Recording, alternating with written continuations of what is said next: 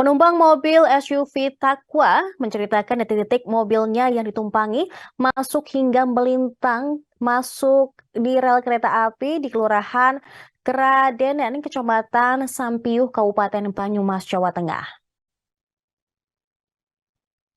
Takwa mengatakan dia bersama keluarga berangkat dari Jambi menuju Purworejo, Jawa Tengah.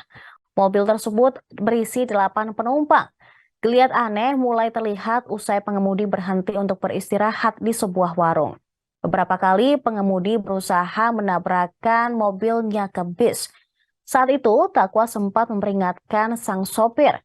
Sang sopir juga kemudian berhati-hati kembali, namun tak disangka sesampainya di perlintasan sebidang kereta api Simpiuh, sopir tiba-tiba masuk ke rel. Sang sopir mengatakan mereka harus mati bersama. Para penumpang pun panik, namun sang sopir tetap melaju di atas rel. Setelah berjalan sekitar 1 kilometer, tepatnya di atas jembatan Sungai Angin, sopir langsung banting setir ke kanan hingga mobil terhenti dan melintang. Akibatnya, satu dari 2 rel tertutup mobil dan tidak bisa dilalui oleh kereta api. Informasi yang dihimpun, mobil dari arah barat menuju timur ini tiba-tiba masuk ke rel melalui pintu perlintasan sebidang Sampiuh.